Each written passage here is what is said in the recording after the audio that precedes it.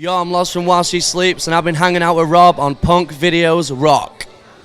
Man, I can't believe this is the first ever headline tour or headline show in LA. Yeah, man, it's pretty exciting, really. The Chain Reaction's had so many cool bands here. I've just been looking around the place, and it's obviously I've heard about it over the years, being from England, and how much reputation it's got. It's obviously housed a lot of people's first shows and stuff like that. So, yeah, we're excited to be here, man. It's really cool. Now, I was at the San Diego show a couple days ago, which was the first show of the tour. And, the hype that everybody was talking about While She Sleeps, one of the comments that I saw that I really enjoyed was I love it when opening bands are also great bands. Yeah. So it's you have such a hype going on. So why do you think it's taking so long to get a proper headline tour for While She Sleeps in the States? I think, the country's so big, and it kind of costs a lot of money for bands to get over here in the beginning. I think that's from the very get-go. That's why it takes bands a long time to finally get over here. I mean, we were lucky. Our first ever tour over here was with Parkway Drive, which was a great tour, and we love those guys as well. So it was a really cool tour. And then we've done a couple of Warped tours, and now we're over here with Bullet for My Valentine and Asking Alexandria. So they're really cool tours to be coming over on. I had throat surgery, so I think that's obviously stumped slowed the band down in general. So I think that's why it's taken us a little bit longer to finally get out here and play shows. But we absolutely love it out here. Any opportunity we get, we obviously try and make it work for us and get out here. So hopefully people will start getting to know us more and more and coming to see us. But we're not going to go anywhere. So I hope not. I mean, with the throat surgery, did you feel like it hindered the band at all? Yeah, I mean, it's always a bit scary. I thought I was going to wake up with a really high-pitched voice or something and not be able to sing, You're going to end up a pop artist. Yeah, exactly. But yeah, it's definitely, we had to have sort of a year and a half out, and a band that early in their career to sort of take a break, if you like, and come out of the public eye is really difficult, and especially because in modern day, the click of a button and you can find a brand new band that you've never heard of before and like them. So there was a bit of that worry for While She Sleeps as a whole, but we bounced back strong and we're back now, so it's cool. We're all cool. Now the newest record was actually in the process during the surgery, right? That's right, yeah. So how did it really affect the process of the production? I mean, did it affect it in a good way or? A bit of both. It meant we got more time to sit with the record and listen to stuff that we'd already done, in the way of sort of musicality. But in another respect, it was I couldn't after the surgery, I couldn't actually do any vocals live with the band, if you like. So I was at home writing, but I had to be silent. So it was really strange sort of period of time. You're writing lyrics, but you don't know how they're actually going to go onto the record eventually.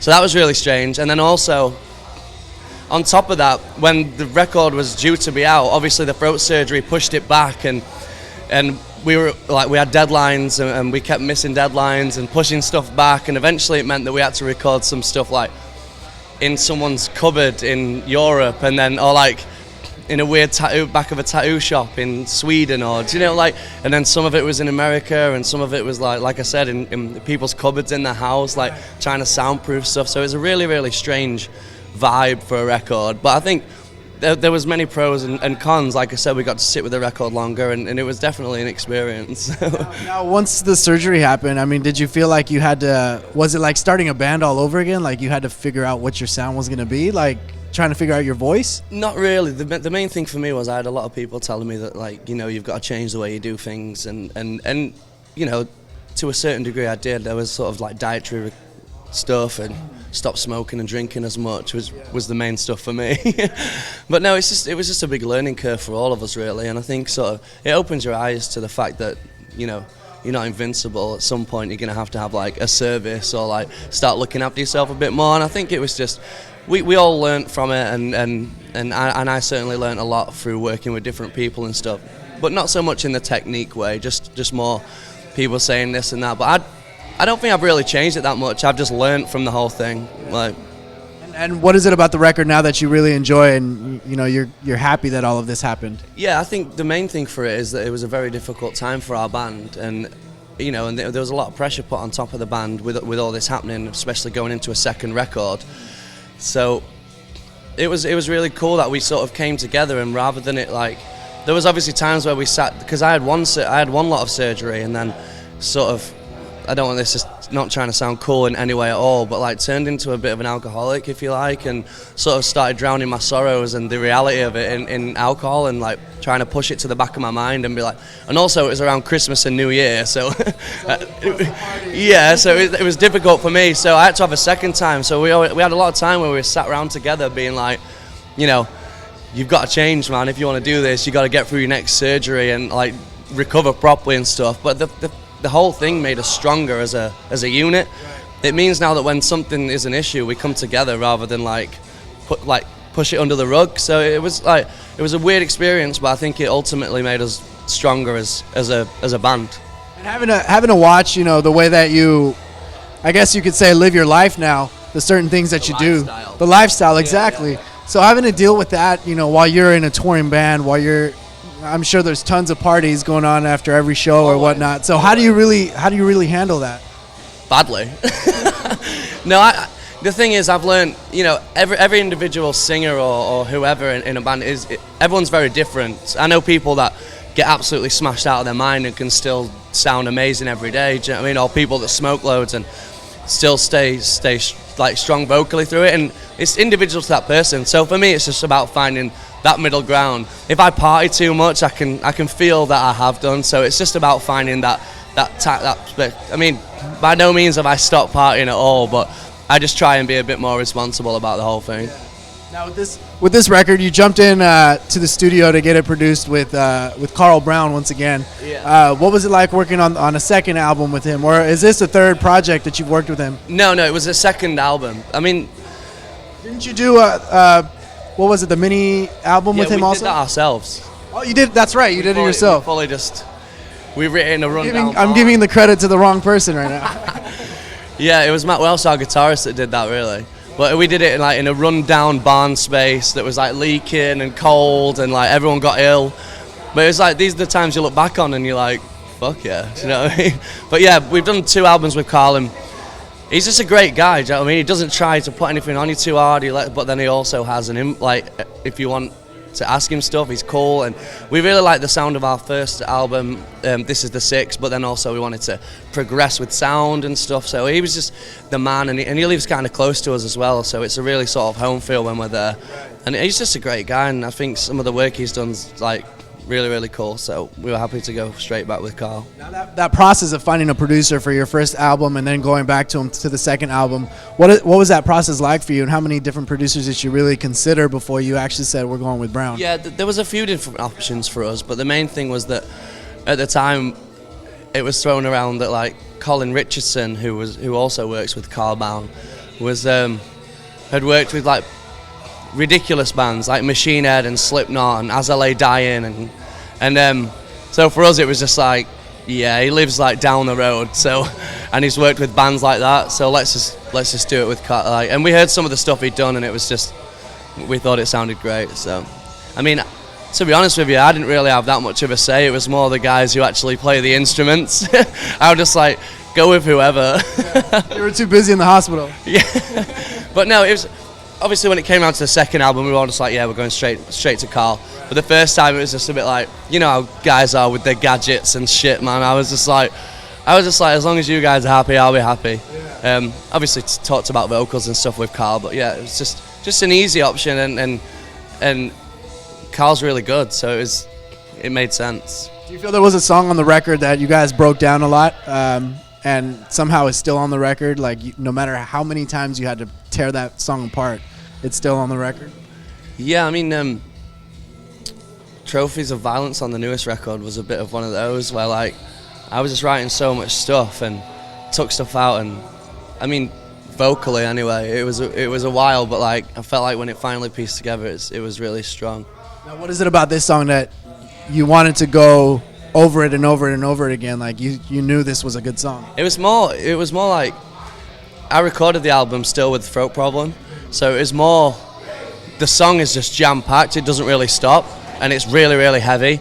And I wanted to make sure it had the right grit and the right sounds on it vocally, a bit of a Slipknot-esque vibe, and it was that rant and that aggression that I wanted to get. We did a lot of stuff where I was like drowning myself in water and stuff, you know, like to get like background sounds and like stuff like that, and it was really sort of experimental. But that made us try loads of different things and like swap and change things around.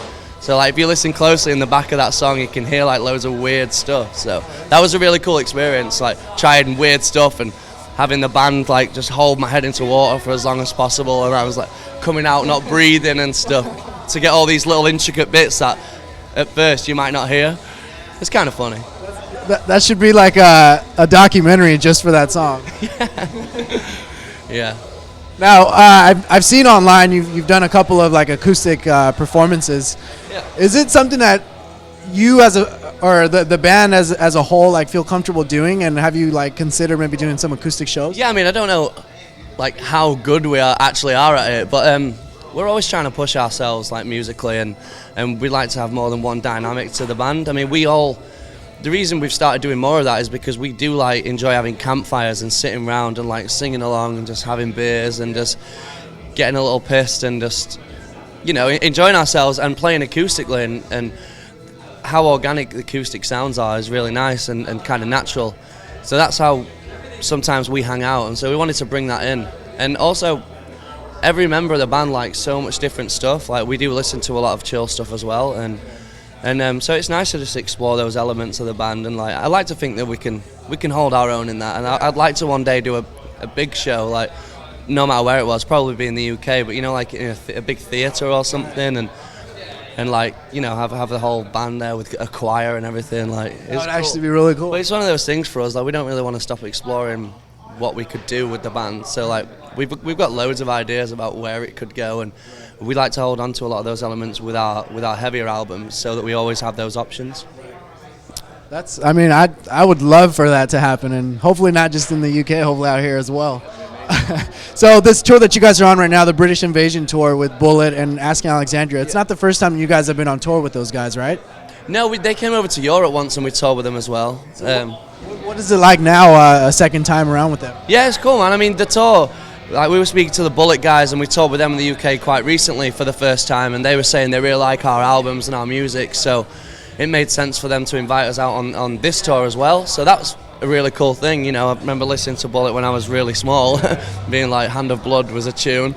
And with the Asking guys, we toured with them before and we partied very, very hard with those guys before, and it's the same situation really. Like it makes it so much easier. It's not like a blind date, you know, when you like meet with a girl for the first time, like, are they gonna be cool? Like it's a lot more easier. We've all just flown out, like, well, the majority of people have flown out to the tour and we're all friends. We just hook up, have a beer, get on with the show. Like it's really cool, and it's still early stages yet, but the vibe of the tour is really, really fun.